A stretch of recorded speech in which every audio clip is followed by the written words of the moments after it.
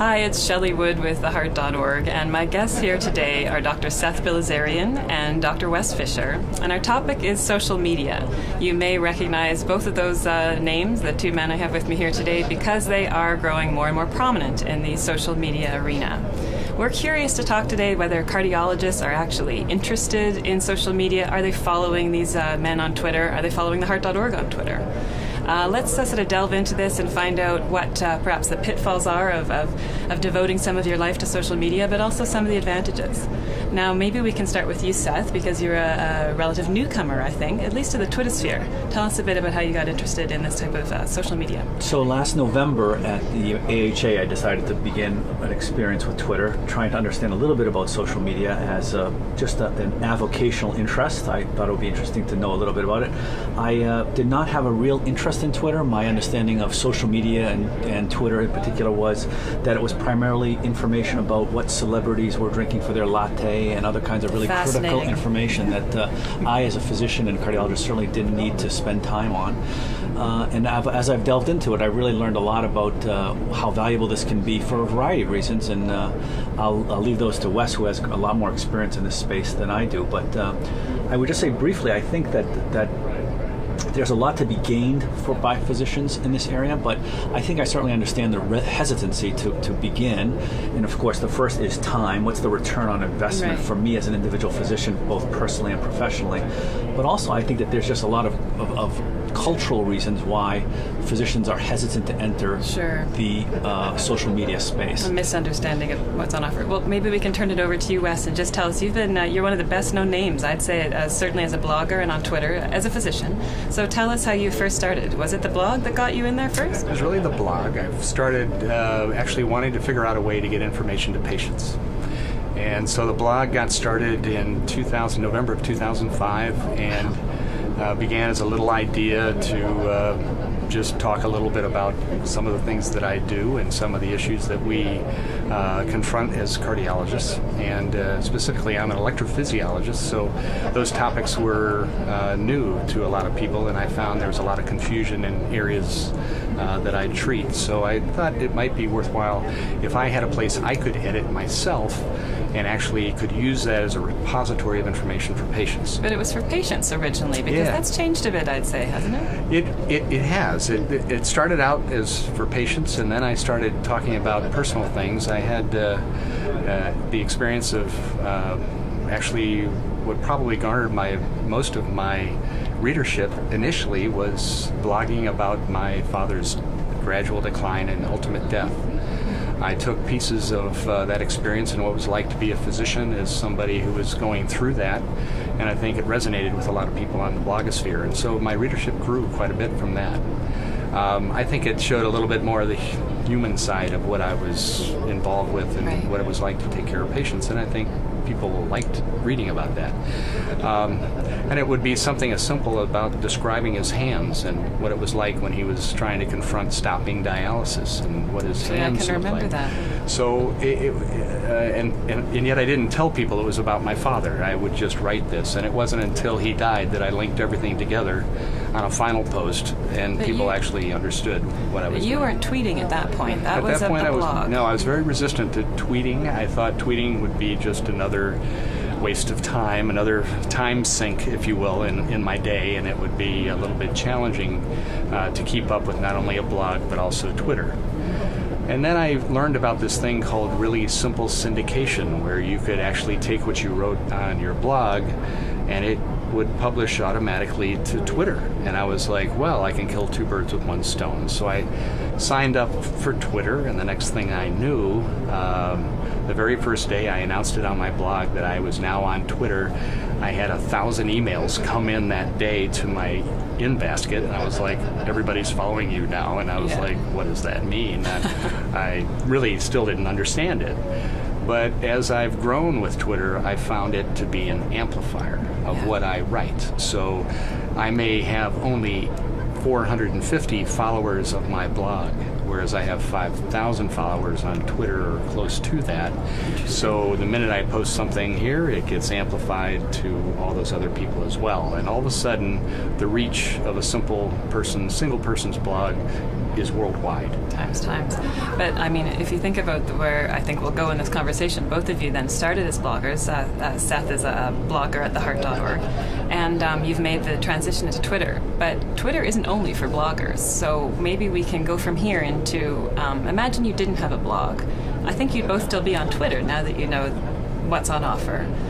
For physicians who might have a little bit of trepidation about signing up for Twitter, and as you say, they think it's all about what a celebrity ate for breakfast.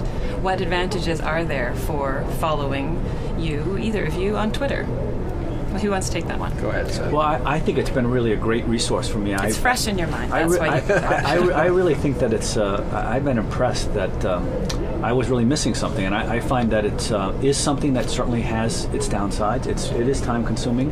It does take some of my time. I think that one misconception was that you can be just a consumer of Twitter. You don't have to be somebody who posts.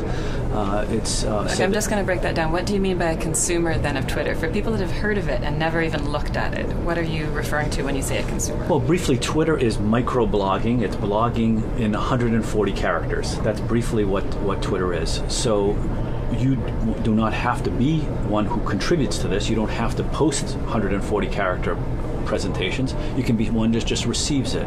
So you can be one that follows certain people, like Dr. Wes. Wes Fisher's Twitter account is Dr. Wes, and if you chose to follow him or others, you would be able to be linked to his blog or other things that he finds are important for his readership, and his readership is cardiologists and electrophysiologists, I'm guessing. But I follow several electrophysiologists, and I wouldn't have thought that I would have had an interest in that. As an interventional cardiologist and a clinical cardiologist, I found it to be really very helpful to explain certain things that are happening in the news. There's some news lately about lead failures of some ICDs. Yeah. It's not an area that I have a core competency in, but I want to be able to understand it for my patients, and I found it to be really invaluable as an example, this one area. Okay, so Wes, in a given day, is Twitter on all the time in your office, or do you check it sort of hourly? Is it 3 times a day? How are you using it? There are certain people who I find to be exceedingly influential or that might be on top of particular news items that I'm interested in. And I can actually have, every time that particular individual posts something, they can send me a direct message to my phone automatically. So if there's something that I really think I need to stay on top of, if it really happens to be something, for instance, I may follow a politician on Washington who has a lot of influence with the healthcare reform bill, and I'm interested in that person, what he has to say or she has to say, then I will ask them to be sent directly to me the minute something happens. And literally within seconds, you've got a link to what that person's talking about attached to their little phrase. And so not only do you get what the person's saying, but you may get a reference that's attached within 140 character tweet, and you can learn a lot of information very quickly. Now, certainly you don't want to have everybody, and so part of the kind of novice experience with Twitter is figuring out who are these people you want to follow or not. And certainly I have a whole lot less people I follow than who follow me. Right. And I've filtered it out to topics that or people that I think I'm interested in. And it can be anybody. I happen to like maybe a comedian, and so I will follow a comedian just to break my day up. Yeah. And if he tweets something funny, then I will have access to whatever's said. But those aren't going to your phone then, those are on your computer, and you're just checking that occasionally and scrolling through them. So the regular people I follow, I scroll through when I have a chance, and I look at what's being said. But one of the analogies I like to use is a blog is to the obsessive compulsives as Twitter is to the person with hyperactivity disorder. Right. And when you, Twitter is a flight of ideas flying by you all the time, and if you don't check Twitter within an hour, you will have missed the conversation that's happening. It goes by so quickly. Whereas a blog is permanent, it is a static resource which you can use, and so if you're in education like I am, then you may have people who you want to see what an EKG looks like, you want to discuss it, you want to allow people to comment on what interesting finding might be on there, and I'll post it as a quiz to people and let them struggle with it for a while, and then maybe the next day put up the answer so that we get a lot of input. I think it's that interactivity that I think people, if you're not doing it, you can't understand how interesting and fun it can be if it's a quiz on your blog or it's the kind of to and fro that goes back on Twitter. We've only been talking about blogging and Twitter, but I think the other issue here is when I say the word social media, most physicians, certainly most cardiologists, would probably think Facebook. And we were talking about this before the camera started rolling, but physicians have some trepidation about getting involved in anything that might mean their patients are trying to interact with them on a level that's not professional. We were talking about that. Seth, is that something you're concerned with? Well, I think that is... Are you on Facebook? I am not on Facebook. Okay, and in preparation for this, I actually used my wife's account to try to learn a little bit more about Facebook. I don't use Facebook, but it is one of those areas that I mentioned is a real difference between the way physicians behave and have an understanding of the barriers of interaction between patient and physician are really broken down by the internet. So it's one of the areas where the strengths of the internet are really a concern for physicians and makes physicians have real trepidation about entering. So there are no barriers. And then some of the language of Facebook is very difficult. The language of liking and friends. Is it appropriate for a patient to like me? Is it appropriate for a patient to friend me? What does that mean in terms of my professional relationship with them if they are my friend? And I think that's very, very difficult. So I mean, many physicians have chosen not to do Facebook either at all or not to do it professionally. But I think that your point, I assume you're making, is that Facebook is not all of social media. Yeah. So I think physicians, I can say in my short exposure to this for the last 5 or 6 months, is that Facebook has no utility from a professional standpoint, either for me or for promotion of my practice or for communicating with patients. But these other tools, like we've been discussing, blogging and tweeting, and there are some others we can talk about some more. Well, let's talk about those because I don't want to get, Twitter I think is a favorite for the three of us, so that's why we're spending quite a bit of time on it. But other social sites that either of you are involved in? I'm on Facebook, but I use it strictly for personal reasons. And I think trying to, you can make a Facebook page that is a professional Facebook page. And all the interactions that occur on Facebook can be with that page, but your personal account should be your personal account. And I do not like or friend patients at all. The challenge is that sometimes one of your close friends happens to become a patient. And then you've got a real problem because it's very difficult. But that's a difficult situation whether you're on social media or not. Sure. So I think that with careful constraint, if you will, and really understanding some of the legal implications of what can happen to doctors, everything you put on the internet is not written in pencil, it's written in Sharpie. It will not go away. And so you have to be exceedingly careful about what you say on Twitter, and you have to appreciate that anything that you say, and I think this is what scares doctors, could be used against you in the court of law. More importantly, all the information that you type is tagged with your location, your time, what computer you're on, what URL you had just been at, and so you have to be very careful when you do this. But I think that physicians who are savvy with social media will find that the benefits can far outweigh the risks if they heed the fact that you really don't want to be talking about an individual patient at any time.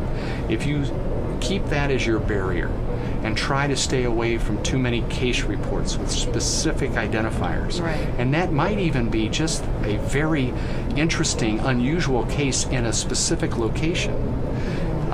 You could violate that patient's trust. Right. And so you really have to be careful about putting case reports. I tend to put up maybe de-identified lab data, in other words, an EKG. on someone as an educational exercise. I think there's huge value in that. I think there's huge value in patients contributing to the discussion about things that affect both the doctor and the patient. So and there's two things here, though. So there's the point that Wes made earlier, that as a physician, you can join, you can follow a blog, you can follow Twitter without actively participating. So some of the pitfalls that you're talking about actually don't even come into play, because if you're using something as an information source, you are really just absorbing it. And then the next level is what you're talking about, is if you're going to start tweeting or if you start a blog, perhaps those are the issues where I think we head into this sensitive territory. But I think that if you think about it, where do patients go for their health information? Before they go to the emergency room, before they go to the phone book, they hit the internet. Yeah. And there's a lot of good information on the internet. There's a lot of not so good information. And if they're going to find out who their doctor is that they've been assigned to see, they're going to Google them. And I would encourage every doctor to Google themselves at least once, or at least once a year, and see what's out there about them. It will be striking. And when I Googled myself and I found my blog superseded my professional location, okay, that's when I knew it was important. And that becomes how people will get to know you before they even meet you. And it's also a way that you have an opportunity for them to know that you really have credibility. Yeah, and you're human, which I suppose is good. Let's close on one item here, because I think that we've talked a bit about some of the negatives, and we started by talking about your concerns about getting on Twitter. Speaking to other potential newbies, what, in your mind, are the benefits of getting on? What can they really get from this, given what we've said about the fact that it is a bit time-consuming? Or is it? Maybe it's not. What's been your experience? Well, I explained to that I have a brief interaction with Facebook just trying to learn more about it, and I certainly learned this time suck problem that people describe. I mean, just using my wife's account, just trying to have some basic understanding of what this social media offered, I got stuck. I couldn't free myself of it, just looking at my children's Facebook websites and other kinds of things. So that is a real concern. For some reason, I don't think that Twitter has that same risk. It seems like, the brief interactions, if it's something that you're interested in, you can certainly pursue it by going to the link and reading more if you're interested. You can also just get the top line information. Right, or just let it go. One of the problems might be if you have a variety of interests. Wes mentioned he has interest in some other variety of things. I certainly do as well, sports and politics and a variety of things. That can actually be a problem outside of our professional area, because there's so much information that's out there that's interesting and valuable. There's few places in life that everything is aggregated so well, too. So if you have these different interests and you're following them on Twitter, to see them all in one place, it's right. But within medicine now, we all have several interests beyond our core specialty, mine, interventional clinical cardiology, but we have healthcare reform, practice, reimbursement issues. There's all kinds of things just within cardiology that you can find on Twitter and follow to find more information. So I think it's certainly a good source, but I would want to just add, if I could, something that Wes said that I would want to really emphasize, and that's the point about Googling yourself. And that is an area that made me interested, and that's reputation defense. As physicians, that's pretty much all we've ever had is our reputation, and we try to think of building our reputation by caring carefully for patients and being competent. But at the end of the day, we are at the whim of someone posting things about us, and if we are not part of the conversation, then there's really just a one-sided conversation. Yeah. One of the terms I learned is this concept Web 2.0, which is people like you who know about this know more about. But Web 2.0 is what the web has become, really a conversation between people. And to exclude ourselves as physicians because we're too busy or that or it's beneath us will result in us not having a voice. And if we don't have a voice, we really have to accept the consequences of what might happen when other people say things about us that are maybe not true or significantly a problem. And Wes, what would your words be to physicians as to why they should be joining the conversation and paying attention to some of these tools? I really have to echo what Seth just said. I think it's extremely important, but I would also like to take it a step further. I think that physicians now, because many of us are becoming web aware and are actually on Twitter, we now can collaborate. And many times we will edit one another's publications. We will have conversations behind the scenes. Twitter is also an instant messaging service that can have private messages sent between parties that follow each other, called direct messaging, and that allows us to communicate offline so that we can actually have an opportunity. Is it truly healthcare compliant? Of course not, but it allows us to not put out in a public way a brief communication with a colleague, and we can then communicate via email or something that is more secure about topics that may be important to us. We can meet each other at a meeting like this where we have no idea where that person might be, and we can tell them where we are. Right. And you would use Twitter for that rather than just texting them. Absolutely. I didn't know that texting was old school already. Oh, texting is so old school. Well, you don't necessarily have their phone number, but you may have their Twitter account. And how did I really get in touch with you? Well, I happen to have your email, but after that, it was pretty much through messaging. And so those things are how you can communicate, stay in touch, stay on top, stay educated, and really see what's going on, and really also advocate for your profession. Doctors don't have much of a voice in the whole healthcare reform debate. For us to step up and say, that's not right, or here's how that affects my interaction with my patients, is a valuable, and I would say actually invaluable, contribution to the conversation that's going on in healthcare reform. If we don't protect the doctor-patient relationship, it will be taken from us, and we're in danger of that. So and social media is one place where you think this can, the fight can be taken to. If you look at David and Goliath, and we're the Davids, we now have an army of Davids that can speak out against the Goliaths out there. In 140 characters. In 140 characters. Yeah. Well, it's a pleasure talking to you both. I've been a fan for a long time, both of you. So thanks so much for coming on theheart.org today, and thanks very much to our audience as well for watching. See you next time.